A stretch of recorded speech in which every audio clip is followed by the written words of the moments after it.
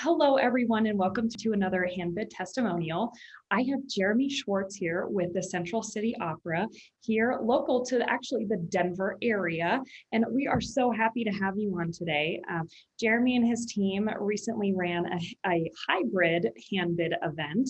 So, Jeremy, can you share a little bit more about Central City Opera and where your donations go towards?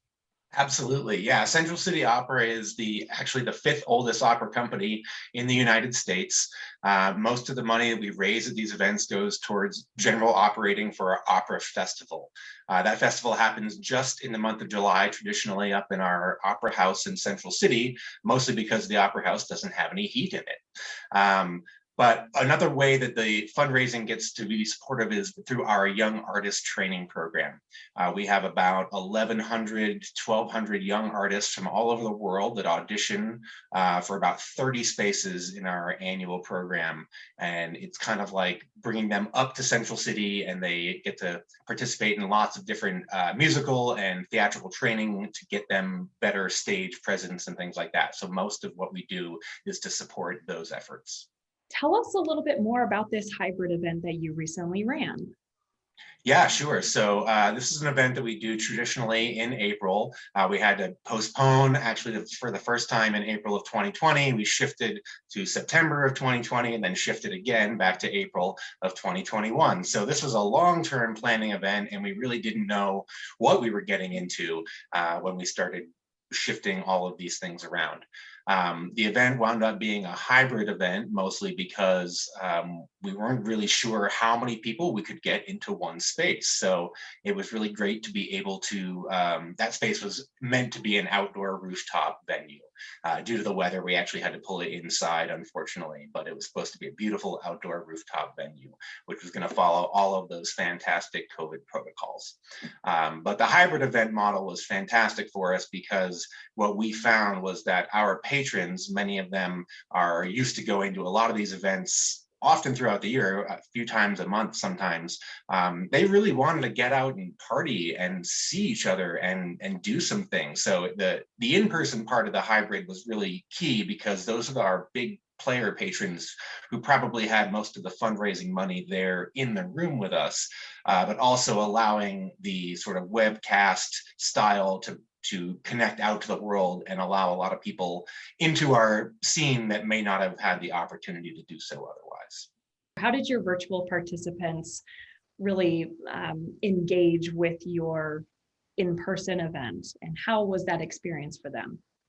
Sure, yeah, it was a very interesting process. Many of our patrons, I would say, have a little bit more wisdom in their experience in going to these events. That's a polite way of saying that a lot of our patrons are on the older side, but they do tend to thrive in the in-person side of things, not as much with the technology. So the response was generally positive, but with a lot of questions about what's this going to be like? What am I going to actually see? What are you doing at this event? They didn't really quite understand the first time explaining it what we were trying to achieve. But once we sort of got everything together and explained that they're coming to really watch a performance, much like they would watching it in person, like they do at most of our other events, they kind of wrapped their heads around that and decided that, okay, I can watch some of this great opera at home, and sure, I'll support a fundraiser in the process. So it was pretty easy to explain that way. Good. And you were able to use our Handbid live streaming, and specifically our premium live streaming. How was that helpful within this event execution? It was great because our auctioneer was in the room live with us doing our fundraising and our paddle raiser and all of our auction items, but also broadcasting at the same time out.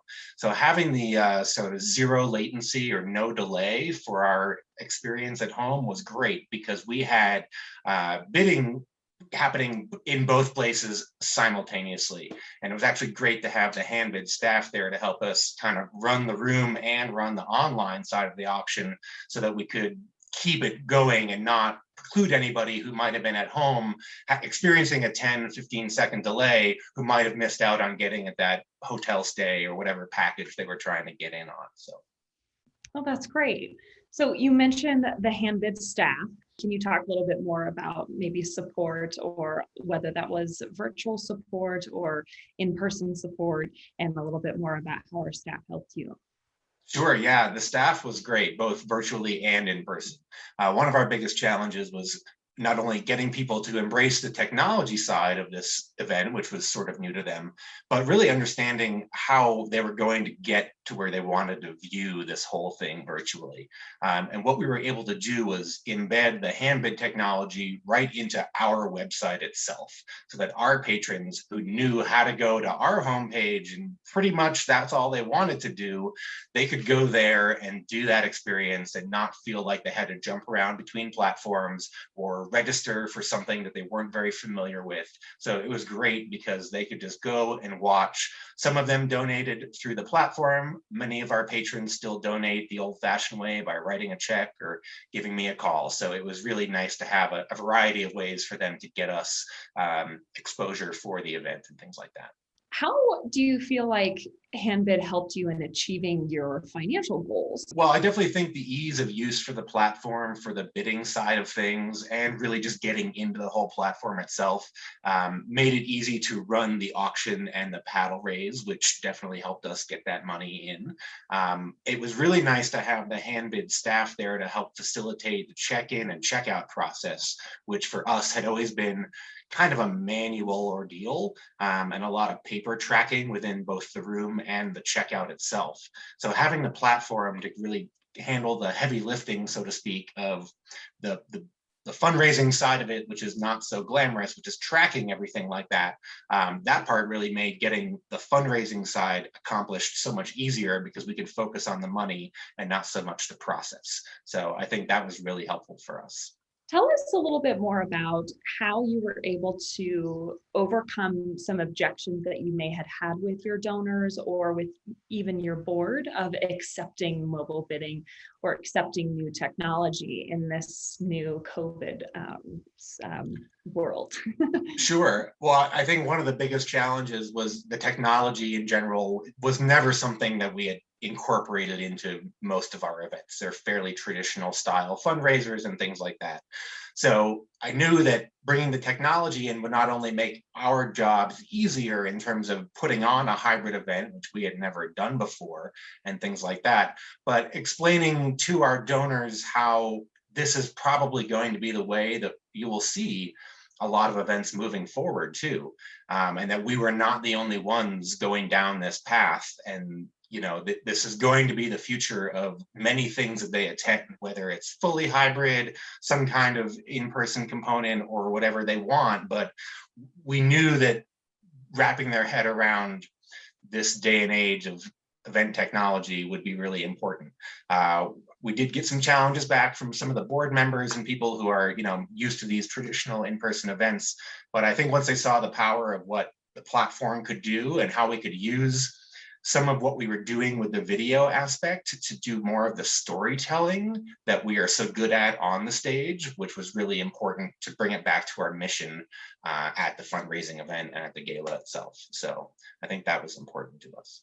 Do you feel like you were satisfied with your financial goals, and did you achieve those goals that you had set out?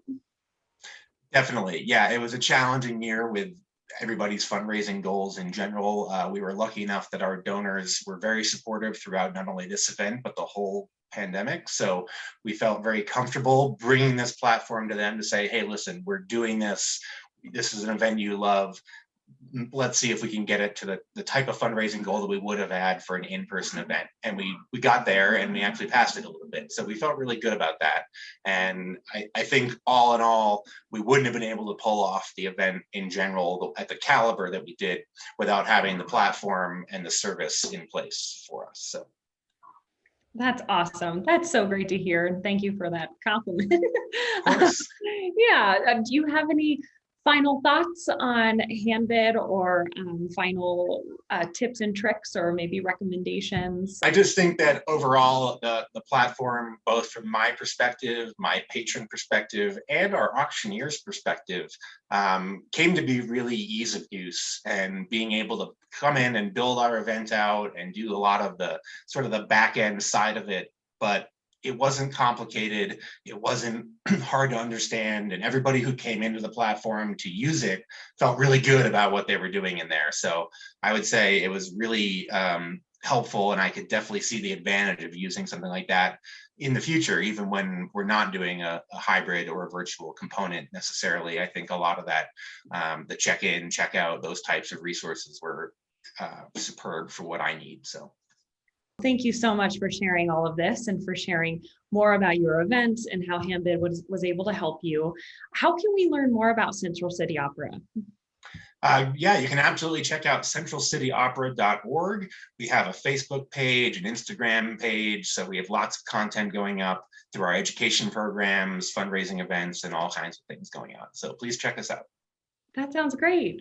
Well, thanks again, Jeremy. We really appreciate your time and all of the wonderful things that you had to say today. Thank you, and you have a wonderful week, and thank you to all of our viewers. Thanks so much, Melissa. Take care.